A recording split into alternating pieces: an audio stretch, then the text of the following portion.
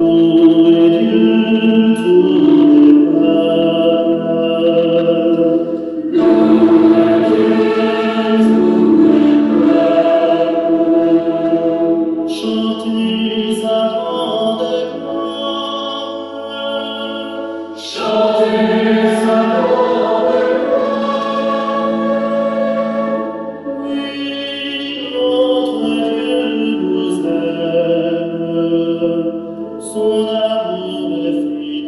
nom du Père et du Fils et du Saint-Esprit, Amen. Les bénis de mon Père, bonjour. Bienvenue à cette nouvelle journée de méditation où nous commençons une nouvelle semaine de méditation, la 18e semaine du temps ordinaire, et nous allons continuer avec les textes de l'année impaire. J'imagine déjà que hier, les bénis de mon Père, chacun et chacune, nous sommes tous allés à l'église, célébrer l'Eucharistie, chanter avec nos frères et sœurs, écouter la proclamation de la parole et surtout manger le corps et boire le sang de notre Seigneur Jésus-Christ comme nourriture et comme boisson pour nous. Les trois textes que nous avons écoutés continuent toujours à nous faire connaître notre Seigneur et avancer dans le mystère du salut. Aujourd'hui, nous commençons cette semaine avec également deux textes de méditation.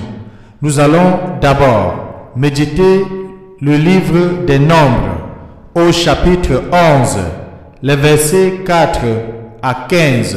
Dans ce passage, les bénis de mon Père, nous allons voir une fois de plus comment le peuple va récriminer contre Dieu et va récriminer à côté de Moïse parce qu'ils n'ont rien à manger ou alors ce qu'ils mangent, ils ne le trouvent pas de bonne qualité.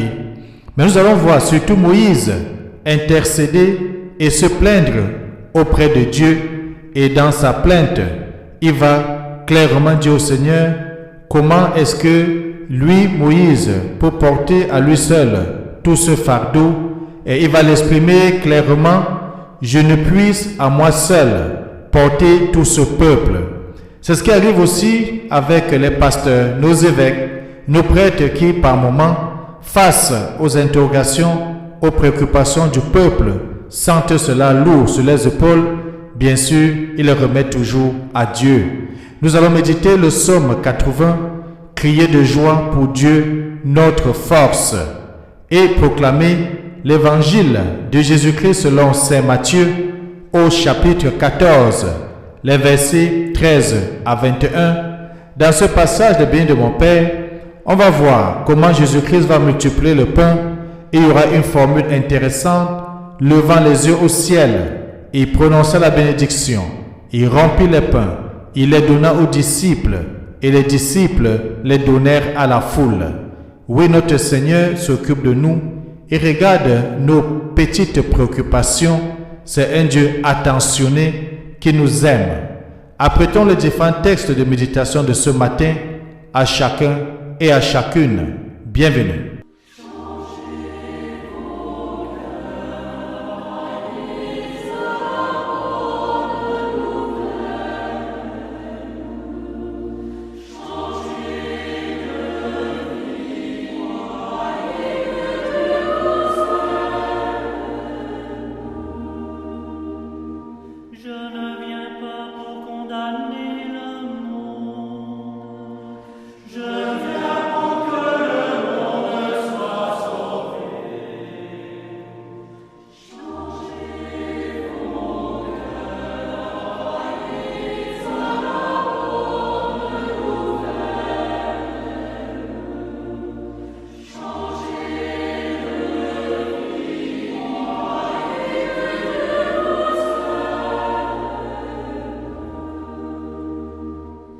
Les bénis de mon Père, tournons nos sens à l'intérieur et prions avec confiance l'Éternel des armées. Seigneur Jésus-Christ, dans cet admirable sacrement, tu nous as laissé le mémorial de ta passion. Donne-nous de vénérer d'un si grand amour le mystère de ton corps et de ton sang, que nous puissions recueillir sans cesse le fruit de ta rédemption.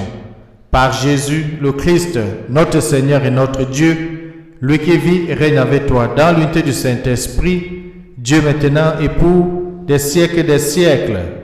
Amen. Ouvrons à présent le livre des Nombres au chapitre 11. Lisons les versets 4 à 17.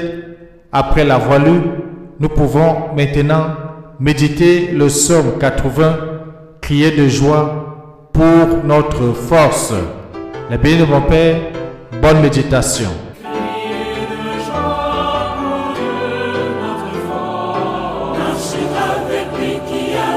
Son sang pour mon salut, oh que transporte l'allégresse pour moi. Le sentir à mes côtés dans la carrière des élus, que l'honneur au mon Seigneur me parle. Oh que joie de marcher avec lui, oh que joie de marcher avec lui. Jésus conduit tous les pas.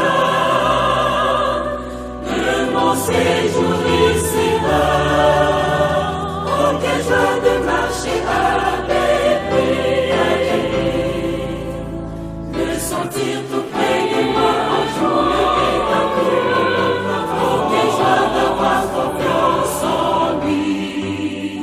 C'est une gloire de me trouver fidèle à lui à chaque instant, oh quelle joie pour moi d'être avec lui. De marcher avec lui, oh quelle joie de marcher avec lui, Jésus conduit tous les pas de mon séjour ici-bas, oh quelle joie de marcher avec lui, sur ce pas je ne serai jamais déçu ni égaré. En chemin vers la crie de joie pour Dieu notre force.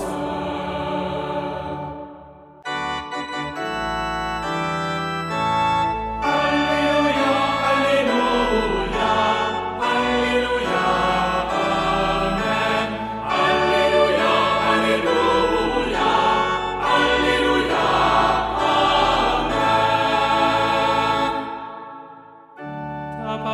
Seigneur est vérité, dans cette vérité sanctifie-nous.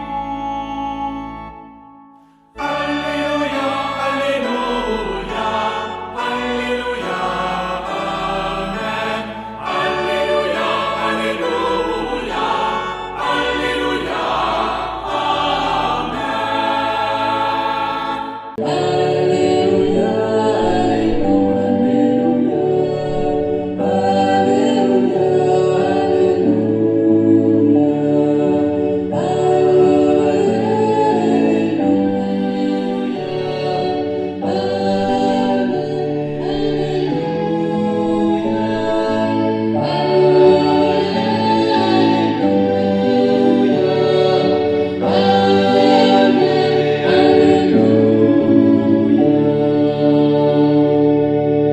Évangile de Jésus-Christ selon saint Matthieu au chapitre 14, les versets 13 à 21. En ce temps-là, quand Jésus apprit la mort de Jean le Baptiste, il se retira et partit en barque pour un endroit désert à l'écart. Les foules l'apprirent et quittant leur ville, elles suivirent à pied. En débarquant, il vit une grande foule de gens. Il fut saisi de compassion envers eux et guérit leur maladie. Le soir venu, les disciples s'approchèrent et lui dirent: « L'endroit est désert et l'heure est déjà avancée. Renvoie donc la foule et qu'ils aillent dans les villages acheter de la nourriture. » Mais Jésus leur dit: « Ils n'ont pas besoin de s'en aller. Donnez-leur vous-même à manger. » Alors ils lui disent: « Nous n'avons là que 5 pains et 2 poissons. » Jésus dit: « Apportez-les-moi. » Puis, ordonnant à la foule de s'asseoir sur l'herbe, il prit les 5 pains et les 2 poissons, et levant les yeux au ciel, il prononça la bénédiction. Il rompit les pains. Il les donna aux disciples, et les disciples les donnèrent à la foule. Ils mangèrent tous, et ils furent rassasiés. On ramassa les morceaux qui restaient, cela faisait 12 paniers pleins. Ceux qui avaient mangé étaient environ 5000, sans compter les femmes et les enfants. Acclamons la parole de Dieu. Louange à toi, Seigneur Jésus-Christ. La béni de mon Père, nous venons d'écouter ce premier récit de la multiplication du pain et du poisson. À la fin, on dit que c'était 5000 hommes, sans compter les femmes et les enfants. La béni de mon Père, si dans la première lecture du livre des Nombres, c'est plutôt le peuple qui cherche de quoi manger, c'est plutôt le peuple qui réclame une fois de plus que Dieu les vienne en secours en les offrant à manger. Dans l'évangile, c'est justement Dieu qui vient au secours du peuple et les donne à manger sans qu'ils aient même récriminer ou demander. On voit comment l'évangile nous dit que Jésus était saisi de compassion parce qu'il était avec cette foule depuis la matinée et il connaît leurs besoins, il sait qu'ils n'ont rien mangé. Et cette foule aussi suivait Jésus pour écouter bien sûr la parole qu'il donnait, pour se faire guérir comme le début de l'évangile dit, mais surtout c'est parce qu'il savait que Jésus-Christ était un bon berger. Jésus-Christ était un bon pasteur, un berger, un pasteur qui prend soin de ses brebis, un berger, un pasteur qui se soucie à chaque instant du devenir de ses brebis. Oui, la béni de mon Père, le défi, nous le savons, est trop grand. Mieux vaut renvoyer la foule, va nous dire les apôtres, ses disciples sont précarés dans cet évangile. Et on peut voir, c'est notre réaction spontanée devant la souffrance du monde, devant la souffrance de l'autre. Nous cherchons les solutions cosmétiques, nous cherchons les solutions rapides, faciles à accomplir. Mais voilà que le geste de la fraction du pain vient toucher notre cœur endurci et nous invite chacun et chacune à faire des miracles avec le peu dont nous disposons. Oui, ne dit-on pas souvent que lorsqu'il y a pour un, il y a pour deux? Ne dit-on pas souvent que lorsque nous donnons, ça se fructifie et ça se multiplie? C'est donc une interpellation à chacun et chacune aujourd'hui à voir et suivre la réaction de Jésus-Christ, ce que d'ailleurs sera prépondérant dans Matthieu chapitre 25, quand on va voir, lorsqu'il va parler du prochain qui avait faim et qui était malade. Oui, le béni de mon Père, le rapprochement saute aux yeux entre la multiplication des pains et l'Eucharistie que nous célébrons régulièrement. Partage la parole, peuple affamé, les yeux levés au ciel, la bénédiction, la fraction, le respect pour le reste de la fraction. Ne commettons pas l'erreur, le béni de mon Père, de rabaisser l'Eucharistie au niveau de la multiplication des pains. Certes, il faut le dire, Jésus est sensible à la faim des hommes. Oui, à l'élan communicatif du partage, à l'indispensable collaboration que Jésus attend des hommes, de toi, de moi. Mais, il faut le dire, il y a tellement plus ici, le Christ fait œuvre de miséricorde en renouvelant les merveilles de la manne pendant l'Exode. Nous l'avons vu pendant l'Exode pour la première fois, quand le peuple récriminait, Dieu avait fait tomber du ciel la manne pour nourrir son peuple. Jésus rappelle que Dieu veut nourrir les hommes pour les unir à lui, que cette communion que les hommes cherchent inlassablement entre eux ne peut venir que de lui.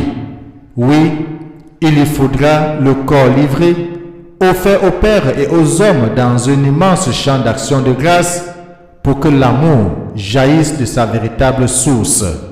La multiplication des pains conduit nécessairement, inéluctablement à l'Eucharistie.